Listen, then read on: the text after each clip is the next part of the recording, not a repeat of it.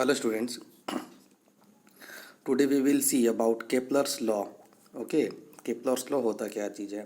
But before starting the Kepler's law, ठीक है, Kepler's law start करने से पहले ये दो फिगर हम लोग देख लेंगे, एक सर्कल का और एक एलिप्स का. ये होता क्या है, इसके सेंटर कहाँ पे होते हैं, फोकस क्या होते हैं, एक्सिस क्या होते हैं. ठीक है, ये आप फिगर जो देख रहे हैं, ये हमारे पास जो फिगर बना हुआ है, ठीक है, ये है एक सर्कल. ठीक है, ये तो पता ही है आप लोगों को. सर्कल का एक अपना सेंटर होता है, सर्कल का एक अपना सेंटर होता है. ठीक है, इसको हम लोग सी से इंडिकेट करते हैं. ठीक है, और सर्कल का सेंटर जो होता है, उसी की जगह पे सर्कल का एक अपना फोकस होता है. ठीक है, सेंटर और फोकस जो है, फोकल पॉइंट जिसको बोलते हैं, वो कोइंसाइड होते हैं सर्कल के. ठीक है, अब यहाँ देखिए, अगर आप इसको सर्कल को अगर आप ग्राफ पे ड्रॉ करते हैं तो इसके एक्सिस जो होते हैं, ठीक है, सपोज दैट कि ये जो सेंटर है, सेंटर को हमने ग्राफ के ओरिजिन से इंडिकेट किया. ठीक है, इसके जो एक्सिस होते हैं, ये एक्स एक्सिस और ये वाई एक्सिस. ठीक है, तो ये जो एक्सिस इसका है, सपोज दैट ये हो गया एक्स. ठीक है, और ये जो एक्सिस हो गया, ये हो गया वाई. इसके एक्स एक्सिस और वाई एक्सिस इक्वल होते हैं सर्कल के. ठीक है, अब अगर हम लोग बात करते हैं दूसरे फिगर, इसको हम लोग बोलते हैं एक एलिप्स. ठीक है, अब देखिए ये क्या है, एलिप्स के centre, suppose that this is the centre of the ellipse, but इसके फोकस जो होते हैं ना, फोकस जो है ये सेंटर पे ना होकर के सेंटर से अलग होते हैं, और इसके दो फोकस होते हैं. सपोज दैट ये हो गया फोकस 1, ये हो गया फोकस 2. ठीक है, और ये हो गया इसका centre. Okay, this is the centre, these are the two focus. Okay, और ये हो गया इसका सेंटर. इसका मतलब ये हुआ कि एलिप्स में जो फोकस होते हैं वो सेंटर के साथ कोइंसाइड नहीं करते हैं. ठीक है, अच्छा, अब अगर एलिप्स को अगर हम लोग ग्राफ पे ड्रॉ करते हैं तो इसके दो एक्सिस होंगे, ये हो गया एक्स एक्सिस और ये हो गया Y axis.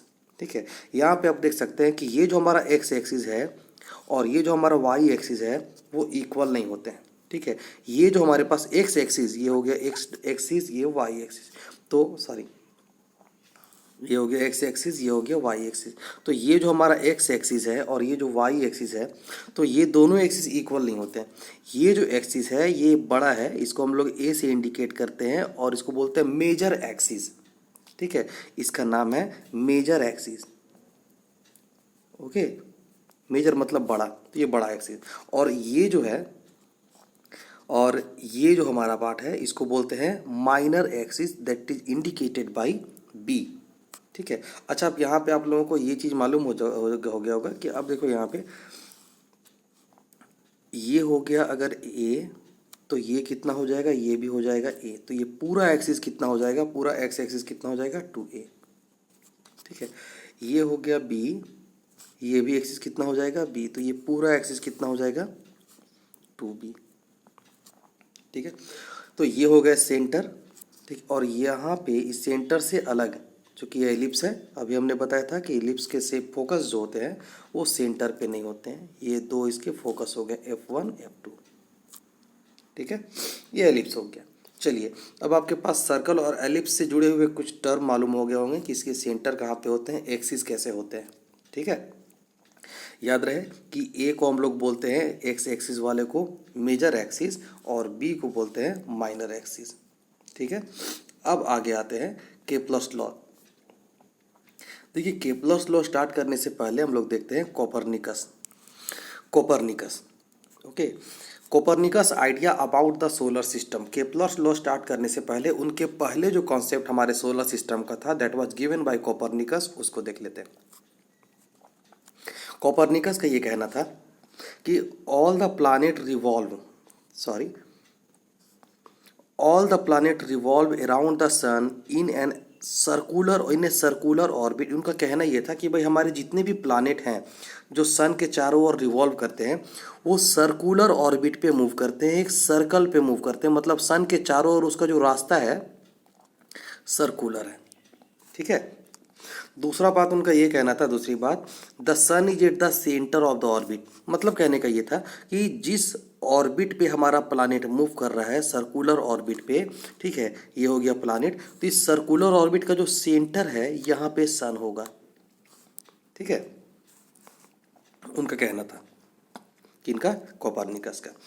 The planet revolve around the sun with a constant speed. अब इसका मतलब क्या हो गया कि ये जो हमारा ऑर्बिट है, ठीक है, और ये हो गया सन एट द सेंटर, और ये हमारा प्लानिट, ठीक है। तो ये जो प्लानिट का रिवॉल्व करने का स्पीड है ये कांस्टेंट है, ठीक है। उनका कहना ये था कि भाई ये जो प्लानिट है ये जो रिवॉल्व करता है सन के अराउंड ये कांस्टेंट स्पीड से करता है, इसका स्पीड कभी चेंज नहीं होता है, ठीक है।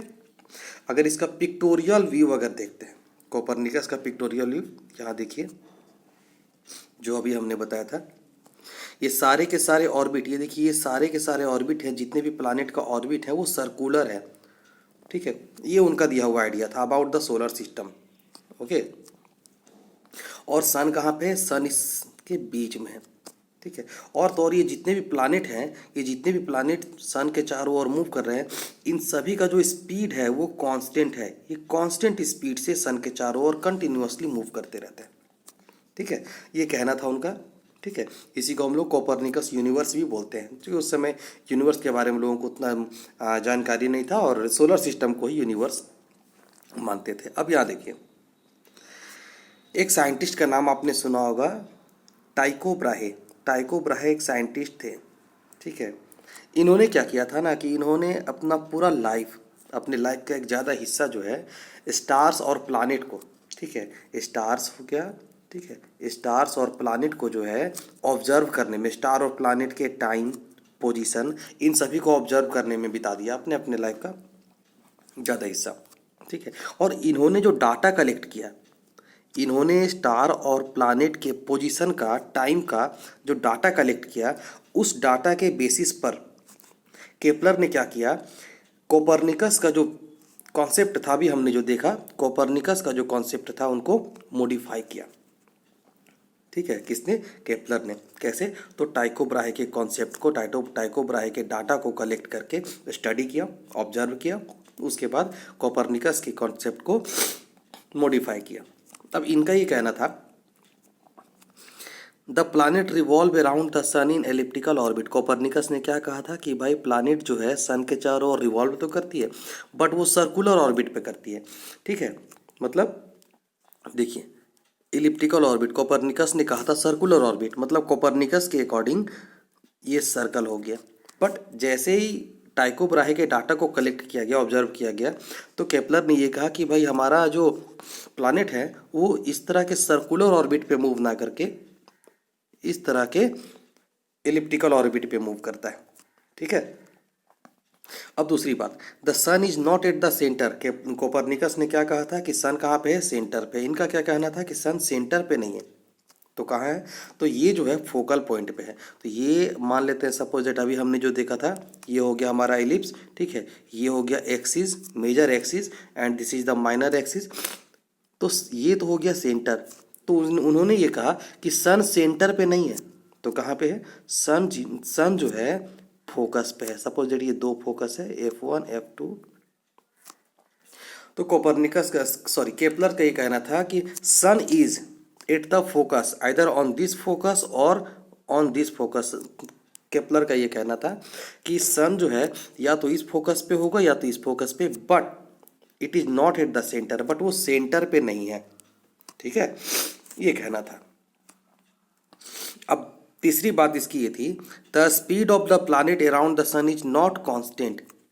कहना इनका ये था कि जो प्लानिट, ये हो गया, ये जो प्लानिट है, सॉरी ये जो ऑर्बिट है, और यहाँ पे हो गया सन, सेंटर पे नहीं बना हुआ है, ठीक है।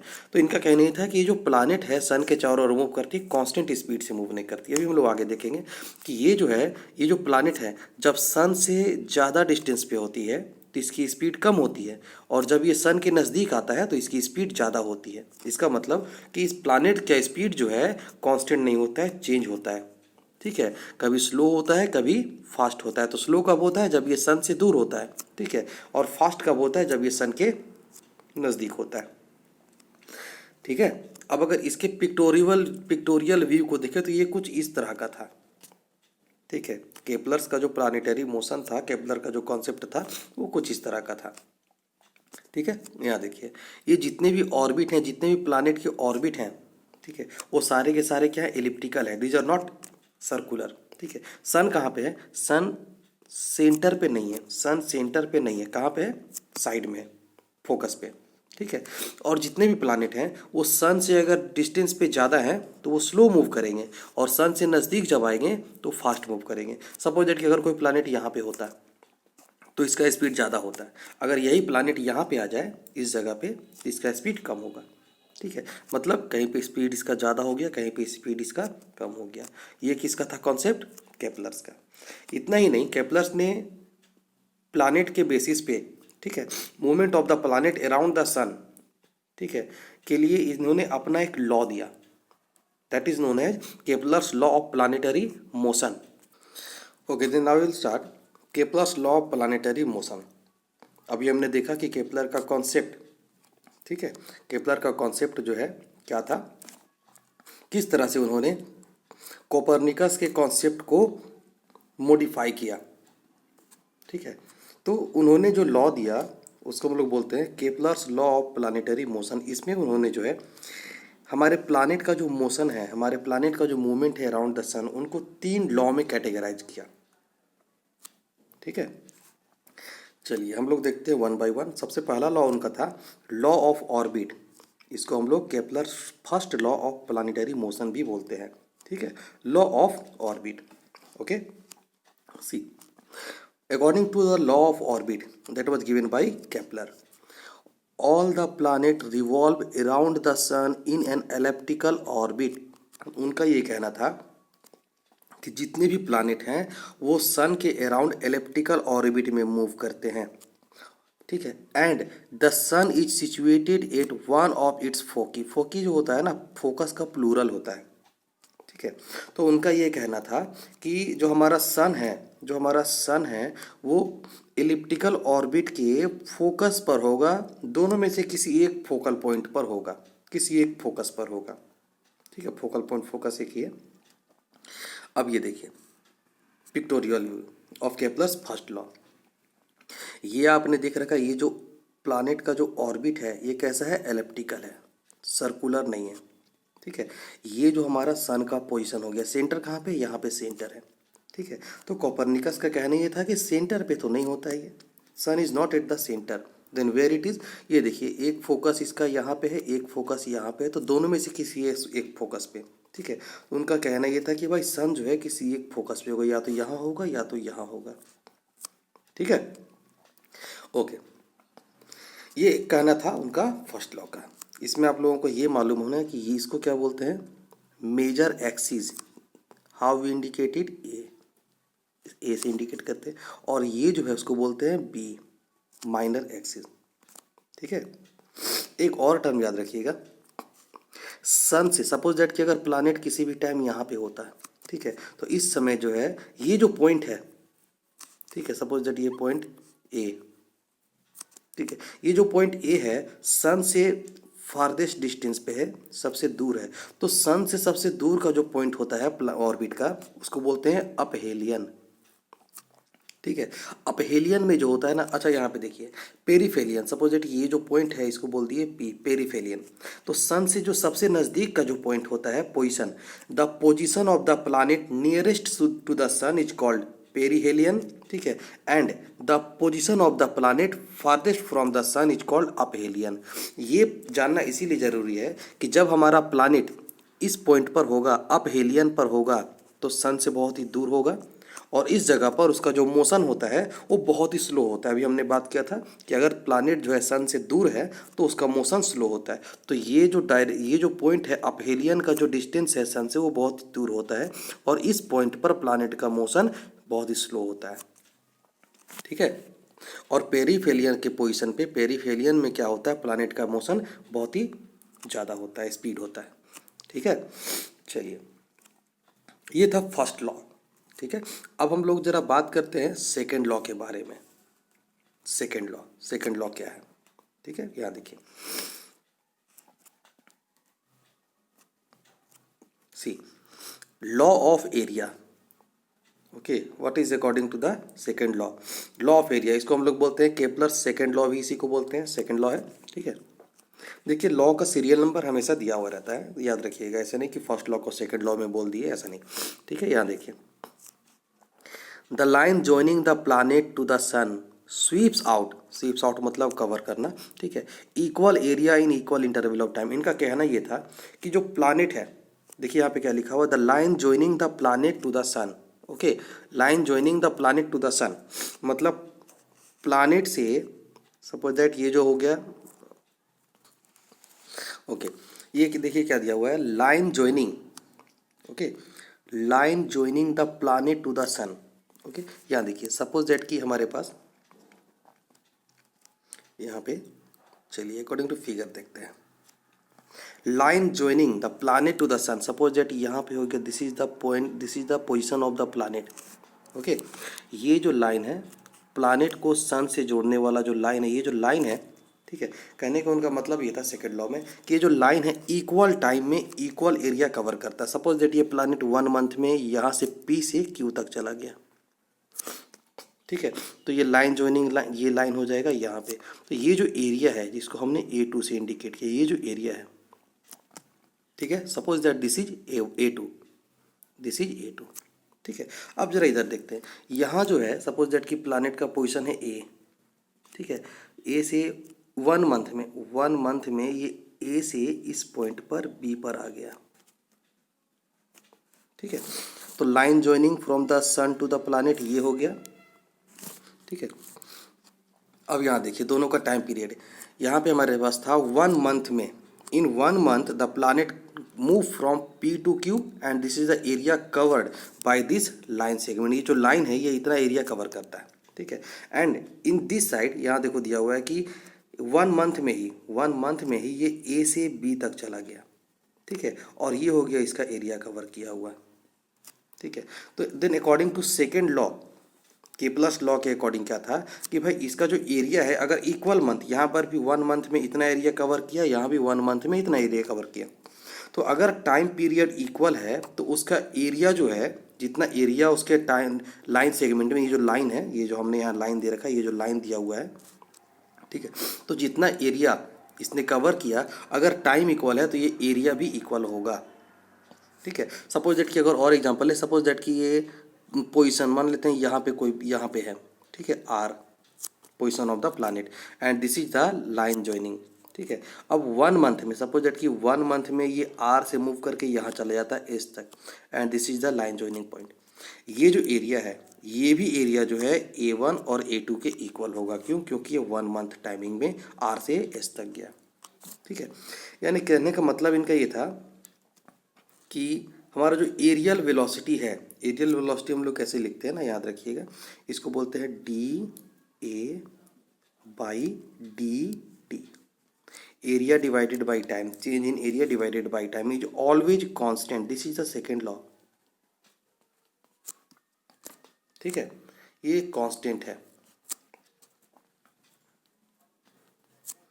ये जो एरिया है DA/dt का रेशियो है एरिया डिवाइडेड बाय टाइम। जिस तरह से आप डिस्टेंस को डिवाइड करते हैं टाइम से स्पीड मिलता है, एरिया को डिवाइड करेंगे टाइम से तो एरियल वेलोसिटी मिलेगा, एरियल स्पीड मिलेगा। तो एरियल स्पीड जो है प्लानेट का सन के चारों ओर जो एरियल स्पीड है प्लानेट का वो कांस्टेंट होता है। इसकी स्पीड कांस्टेंट नहीं होती है, लीनियर स्पीड इसका कांस्टेंट नहीं होता है, ठीक है। यहाँ देखिए लीनियर स्पीड का मतलब क्या हो गया ना कि ये कितने स्पीड में एक जगह से दूसरी जगह मूव करता है, तो इसका लीनियर स्पीड कांस्टेंट नहीं होता है। केपलर्स के अकॉर्डिंग क्या था कि इसकी लीनियर स्पीड मतलब कि स्पीड का मतलब ये जो डिस्टेंस कवर करेगा, ठीक है, equal distance in equal interval of time, तो ये कांस्टेंट नहीं होगी और ना ही इसका एंगुलर स्पीड कांस्टेंट होगा। एंगुलर का मतलब ये एंगल जो चेंज होता है ना यहाँ पे, ठीक है, कितने स्पीड में एंगल बन रहा है ये भी कांस्टेंट, उसको बोलते हैं एंगुलर स्पीड। तो ना ही इसकी एंगुलर स्पीड कांस्टेंट होती है, इसका मतलब यहाँ देखिए ये जो एंगल बनता है, ठीक है, इसको बोलते हैं theta. Then d/dt, theta divided by time, this is called angular speed. तो ये भी कांस्टेंट नहीं होता, ये भी कांस्टेंट नहीं होता है, ठीक है। और ds/dt,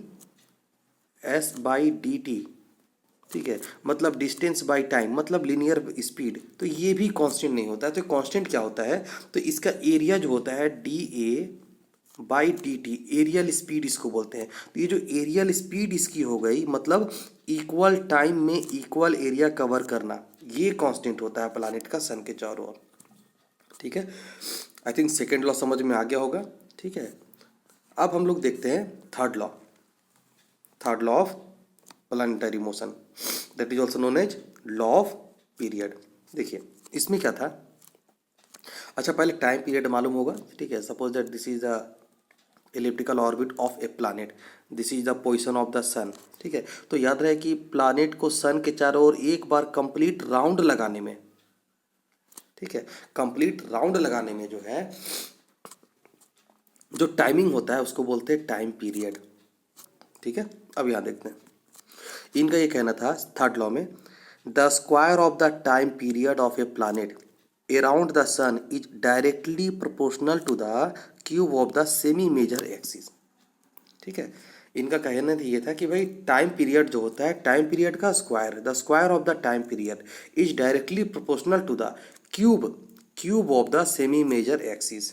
अब यहाँ पे देखिए, जैसे एग्जांपल के लिए कि अगर कोई भी प्लानेट है, सपोज दैट कि ये हो गया ऑर्बिटल पाथ। ठीक है, this is the position of the sun. ठीक है, ये हो गया सन, और इसका ये हो गया हमारा, ये हो गया, ये देखिए ये जो हो गया मेजर एक्सिस। ठीक है, सेमी का मतलब होता है हाफ, तो इसका आधा क्या हो जाएगा, ये जिसको हम लोग इंडिकेट करते हैं ए से। ठीक है, ये हो गया, ए को क्या बोलेंगे, मेजर एक्सिस का हाफ, मतलब सेमी मेजर एक्सिस इसको बोलेंगे। ठीक है, तो उनका कहना ये था कि सपोज दैट कि अगर कोई प्लानेट इस ऑर्बिट में मूव कर रहा है जिसका सेमी मेजर एक्सिस ए है, ठीक है, तो उस प्लानेट में क्या होगा, उसका जो टाइम पीरियड होगा, टाइम पीरियड का स्क्वायर जो है वो हमेशा प्रोपोर्शनल होगा सेमी मेजर एक्सिस के क्यूब के। ठीक है, ये थी, इसका मतलब ये हुआ। अब यहाँ पे देखिए कि अगर टी स्क्वायर, तो यहाँ पे अगर T square by A Q अगर लेते हैं तो क्या होगा, ये हमेशा कांस्टेंट होगा। ठीक है, ये थर्ड लॉ उनका था कि भाई उसका जो टाइम पीरियड है, ठीक है, यहाँ पे देखिए, ठीक है, अब यहाँ देखिए दिया हुआ है, ये सैटेलाइट 1 का ऑर्बिट है। ठीक है, इसका डिस्टेंस दिया हुआ है r1। ठीक है, ये सैटेलाइट 2 का ऑर्बिट है, इसका डिस्टेंस दिया हुआ है r2। सैटेलाइट 3 का ऑर्बिट है, इसका डिस्टेंस दिया हुआ है r3। ठीक है, नाउ सपोज दैट कि सैटेलाइट 1 का टाइम पीरियड है t1, सैटेलाइट 2 का टाइम पीरियड है t2, सैटेलाइट 3 का टाइम पीरियड है t3। मतलब इतने समय में वो सन के चारों ओर एक राउंड लगा लेता है, या फिर अगर इसको अर्थ मानते हैं तो अर्थ के चारों ओर एक राउंड लगा लेता है। ठीक है, चलिए सन मान करके चलते हैं, और ये सभी प्लानेट हैं। तो उनका कहना ये था कि भाई हमारा जो टाइम पीरियड है, सपोज दैट कि t1 का स्क्वायर है, वो किसके प्रोपोर्शनल होगा, तो इसका जो डिस्टेंस है r1, इसको मीन डिस्टेंस भी बोलते हैं। आप थर्ड लॉ में मीन डिस्टेंस या फिर तो सेमी मेजर एक्सिस भी ले सकते हैं। इसका मीन डिस्टेंस है r1, तो r1 का क्यूब। ठीक है, अगर t2 का स्क्वायर लेते हैं, t2 का स्क्वायर लेते हैं तो ये किसके प्रोपोर्शनल होगा, r2 के क्यूब का प्रोपोर्शनल, सॉरी ये प्रोपोर्शनल हो जाएगा। ठीक है, इस तरह से अगर t3 लेते हैं, अगर हम लोग t3 लेते हैं, t3 का स्क्वायर लेते हैं तो ये किसके प्रोपोर्शनल होगा, r3 के स्क्वायर का। इस तरह से उनका कहना ये था कि भाई जो भी प्लानेट जिस ऑर्बिट में मूव करता है उसका जो टाइम पीरियड का स्क्वायर है वो उसके एक्सिस के, सेमी मेजर एक्सिस के क्यूब के प्रोपोर्शनल होगा। ठीक है, ओके, तो ये हमारे पास था केप्लर्स थर्ड लॉ। ठीक है, इसको इस तरह से भी लिख सकते हैं कि भाई हमारा जो टाइम पीरियड का स्क्वायर है, ठीक है, और जो मीन डिस्टेंस, जिसको हम लोग सेमी मेजर एक्सिस भी लिख सकते हैं, मीन डिस्टेंस का जो क्यूब है, इन दोनों का रेशियो जो है हर प्लानेट के लिए कांस्टेंट है। अलग अलग प्लानेट का अलग अलग टाइम पीरियड होगा। ठीक है, अलग अलग उसका डिस्टेंस होगा फ्रॉम द सन। ठीक है, और इसका देखिए एक और भी बात ये था कि जो प्लानेट होते हैं ना सन के, सपोज दैट कि ये हमारे पास हो गए, ठीक है, ऑर्बिट, ये सन हो गया, ये हो गया डिस्टेंस। ठीक है, तो जैसे जैसे आप डिस्टेंस को बढ़ाइएगा तो टाइम पीरियड भी बढ़ेगा, इसका जो टाइम पीरियड होता है रोटेट करने का वो भी बढ़ेगा। अब सपोज दैट कि अगर इसके डिस्टेंस को बढ़ाएंगे और टाइम पीरियड बढ़ेगा, मतलब कोई भी प्लानेट का डिस्टेंस बढ़ाने पर वो ज़्यादा टाइम लेगा सन के चारों ओर मूव करने के लिए। तो अगर वो टाइम ज़्यादा लेगा, इसका मतलब क्या हो गया, उसका मोशन स्लो हो जाएगा, उसका स्पीड स्लो हो जाएगा, तभी को तो वो ज़्यादा टाइम लेगा। ठीक है, और उसका स्पीड स्लो कब होगा, जब ये डिस्टेंस बढ़ेगा। कैसे पता चला, तो भाई अगर ये डिस्टेंस बढ़ेगा तो उसका टाइम पीरियड जो है बढ़ेगा। चूँकि अभी हमने देखा कि आर क्यू और टाइम पीरियड दोनों प्रोपोर्शनल थे। ठीक है, हालांकि टाइम थोड़ा कम स्पीड से बढ़ेगा, क्योंकि यहाँ पे देखिए स्क्वायर दिया हुआ है। ठीक है, this is the third law of Kepler's. I think you all have understood. अगर फिर भी कोई प्रॉब्लम होती है तो आप हमसे पूछ सकते हैं।